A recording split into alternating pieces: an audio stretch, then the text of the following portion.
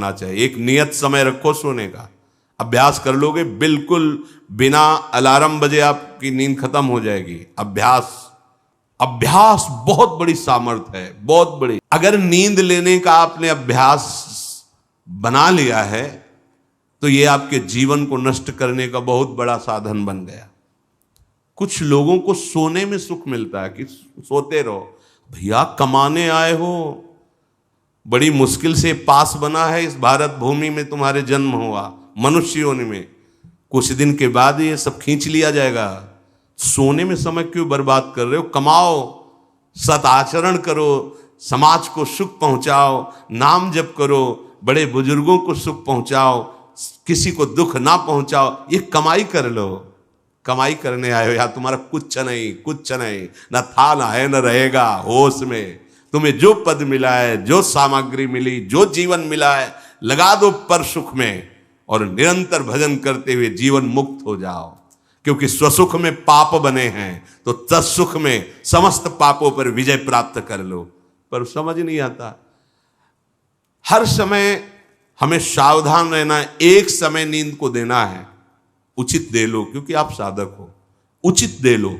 इसके बाद इससे शत्रु की तरह बर्ताव करो। अभ्यास बहुत बड़ी ताकत है, बहुत बड़ी ताकत। ये कोई सिद्धि नहीं, अभ्यास। आपने यदि अभ्यास किया है, नींद का आदर किया है, तो आप ऐसे भी हैं। साधकों के सामने ही बताया था उन्होंने कि मुझे बस भोजन पवा दो तो मैं सो जाऊंगा, फिर भोजन पाऊंगा, फिर सो जाऊंगा। मेरा अभ्यास इतना दृढ़ है। वह धन्य है आपका जीवन जो ऐसा अभ्यास सिद्ध कर लिया है। अरे बर्बाद करने के लिए सोना थोड़ी है। तो यहां कह रहे अति निद्रा, उचित निद्रा आवश्यक है। जब तक शरीर भाव में साधना हो रही तो जरूरी है। और ईर्ष्या, दूसरे की बढ़ोतरी देखकर जो ईर्ष्या होती है, जो जलन होती है, ये उपासक को उपासना में बढ़ने नहीं देती। इसको संभालिए। एक ही उपाय है, जिस पे ईर्ष्या हो भगवत भाव कर लो। प्रभु मैं आपको जान नहीं पा रहा हूं, फिर भी मेरे अंदर में आपके प्रति, आपके ही प्रति है, क्योंकि आप ही हैं ना। प्रभु मेरा सुधार कर दो, बहुत जल्दी सुधार हो जाएगा। मोह, भले परिवार में रह रहे हो, पर इतनी तो बात समझ लो, ना वो तुम्हारे हैं ना तुम उनके हो। ये तुम्हें समझ में भले ना हो, पर डाल लो। सुत बनितादि जान स्वार्थ रत ना करु नेह सभी ते, अंत ही तो ही तजेंगे पामर तू न तजय बहीते। जैसे आप स्टेशन में होते हो तो किसी से मोह थोड़ी करते हो। बैठे हैं सब आसपास, कोई चाय पी रहा है, कोई हंसी मजाक कर रहा है, बातें कर रहे हैं, सब मिलान हो रहा है। गाड़ी आई, किसी से कोई मतलब नहीं, अपनी गाड़ी में। ऐसे ही जैसे प्याऊ में हम खड़े हैं, भीड़ है, पानी पिया, चल दिया। ऐसे ही आपको समय मिला है 70 वर्ष, 80 वर्ष, 100 वर्ष, उन जनों के बीच में रहकर अपनी गाड़ी का इंतजार करो और भगवत प्राप्ति करके अपने परम धाम जाओ। पर अगर नहीं समझ पाए तो ये माया ऐसा लगती, मेरा पुत्र, मेरी पत्नी, मेरा परिवार, मैं, पूरा समय चला जाता है। फिर जिनको तुमने मैं करके अब वो अंतिम समय दिखाई देता है, कोई अपना नहीं, कोई अपना नहीं। अभी मतलब आप तो अपने ही घेरे में हैं, जैसे अपने लोग भ्रमण किए तो देखा है। रो रहे हैं, उनके परिवार वाले उनसे बात भी नहीं करते। अवस्था ऐसी है कि डंडा के सहारे 2-4 कदम चल सकते हैं। वस्त्र मल से कौन साफ करे उनका। ऐसी, ये नहीं कि वो किसी एक की बात हो, ये स्वार्थी संसार कोई किसी का नहीं। तो हम ये नहीं कहते कि भाग जाओ, हम ये कहते उन्हीं के बीच में रहकर उनके हृदय में विराजमान प्रभु से अनुराग करो, ना कि देह से। देह एक सीमित समय वाला है, तुम्हारा भी और उनका भी छूटेगा। भगवत भाव करके खूब प्रेम करो, खूब सेवा सबकी करो। भगवत भाव विहीन आसक्ति तुम्हारे पतन का कारण बन जाएगी, जिसे मोह कहते हैं। मोह सकल व्याधिन कर मूला, ये मूल है, ये बहुत दुख देने वाला है। तृष्णा, भोगे हुए भोग को बार बार भोगने की इच्छा का नाम तृष्णा। ये डाइन है, इसे शास्त्रों में कहा गया है, ये डाइन है, कभी आघाती नहीं है। ये तृष्णा रूपी डाइन सबके हृदय में बैठी है। हर भोग को बहुत बार भोगा फिर भी भोगने की चाह, इसी का नाम तृष्णा है। और कायरता, जो नहीं होना चाहिए उसमें बहुत उत्साहित है, जो करना चाहिए, जो होना चाहिए उसमें, उसे कायरता कहते हैं। ये कायरता साधक में अगर है तो परमार्थ विहीन कर दे। दूसरों के गुणों में दोष देखना और निंदा करना, द्वादशैते महादोषा, ये महान दोष है। धृतराष्ट्र जी से कह रहे सनत सुजात जी, इन्हीं दोषों के कारण हृदय में बैठे हुए भगवान का साक्षात्कार नहीं होता। ये प्राणों का नाश करने वाले, ये प्रज्ञा का नाश करने वाले, ज्ञान नेत्रों को ये ढक देने वाले दोष हैं।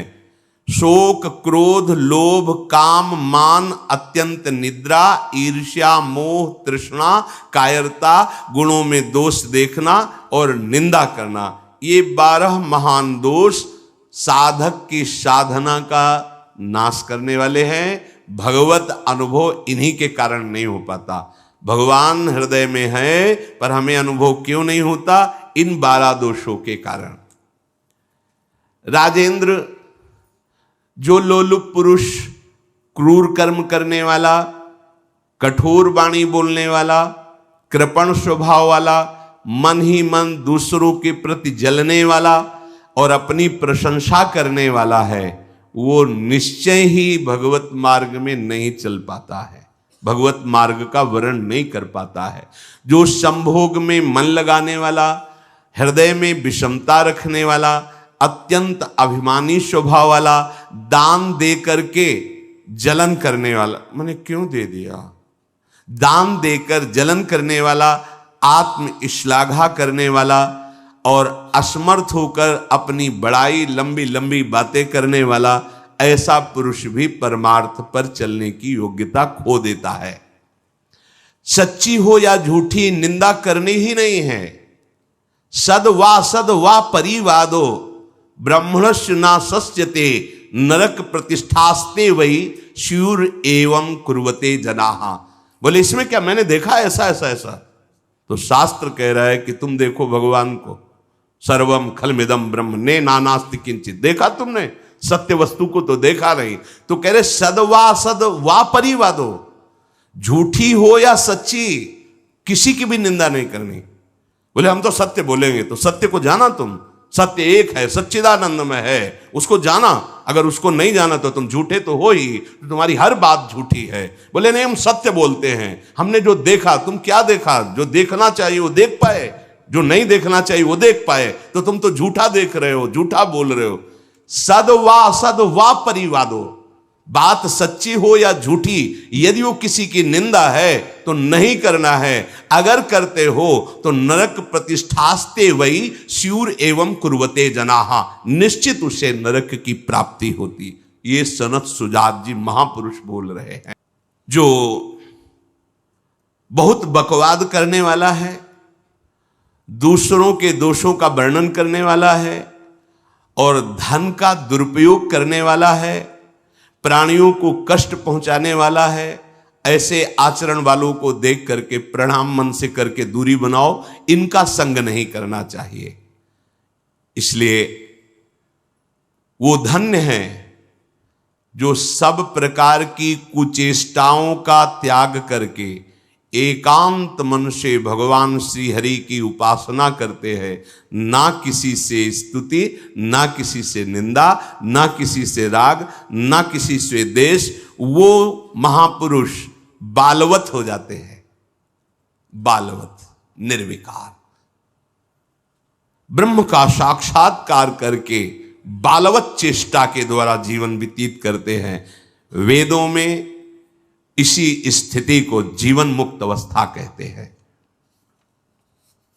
हे राजन, सच्चिदानंद परब्रह्म की प्राप्ति ही इस जीवन का परम लक्ष्य है। जो इस लक्ष्य को निश्चित करके, जो बताए हुए दोष हैं उनका त्याग करके, असाधनों का त्याग करके साधन में स्थित रहता है, निश्चित उसका स्वभाव बालवत। बड़े बड़े महापुरुषों को देखे, एकदम निर्विकार, बालवत चेष्टा, बोधवान होते हुए भी अबोधवत चेष्टा, जैसे बच्चा, न किसी से राग, न किसी से द्वेष, खेल रहे स्वभाव। जीवन मुक्त महापुरुष कर्ता और भोक्ता भाव से रहित होते हैं, कोई भी दोष उनका स्पर्श नहीं करता, वो जगत मंगल करते हैं, वही स्थिति अपने को प्राप्त करने का समय दिया गया है।